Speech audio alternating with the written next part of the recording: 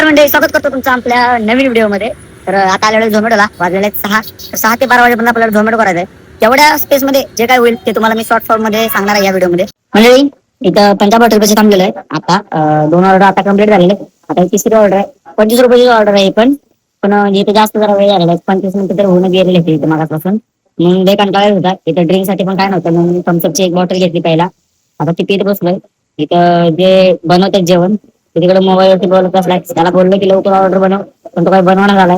आता एक तरी ऑर्डर घ्यायची, नाहीतर एक अजून 5 मिनिटं वेट करून डायरेक्ट डिलिव्हर मारून टाकणार. पब्लिक, आता 8:30 वाजलेले त्या आणि आपल्या ऑर्डर पण एक 6 ऑर्डर झाले त्या. कसं आहे, वेळ वाईट असल्यावरती नशीब पण साथ देत नाही म्हणतात ना. तर आज माझ्या बरोबर झालेला आहे. आजची वेळ एकदम खराब चाललेली आहे माझी. आणि फक्त 25 रुपयाच्या ऑर्डर मला आज पडायला लागले. नुसत्या 25 रुपयाच्या.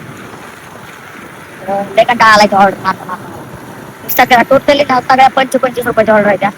आता बघू, आता दुसरे पडलेले ऑर्डर, पण त्याची अमाऊंट काही दिसलेली नाहीये. पण होऊन जाईल आज 11 वाजेपर्यंत. तर टार्गेट आहे 700 रुपये काढायचं. तर बघू काय होतंय. जर झाले तर चांगली गोष्ट आहे, काय झाले तर उद्या आणखीन काढू परत. तर दाखवतो तुम्हाला मी नंतर शेवट माझ्या अर्निंग किती होती ती.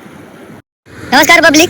तर जाम भूक लागलेली, त्याच्यामुळे 10:30 वाजताच बंद केलं. मस्तपैकी जेवलेलं आता आणि आता बंद करून घरी चाललेलं आहे. तर तुम्हाला दाखवतो माझी अर्निंग की 6 ते 10:30 वाजेपर्यंत किती रुपये झाले माझे. बघा, 374 आणि प्लस 207 रुपयाचा इन्सेंटिव्ह, म्हणजे 574 रुपये झाले आपले आजचे.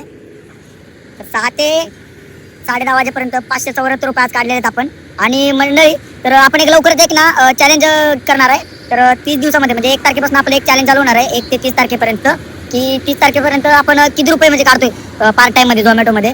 तर जर चॅलेंज बघायचं असेल आपलं, तर आपल्या आयडीला फॉलो करा. आणि जर आपले व्हिडिओ जर तुम्हाला आवडत असतील तर व्हिडिओला लाईक केल्याशिवाय आणि चॅनलला फॉलो केल्याशिवाय जाऊच नका.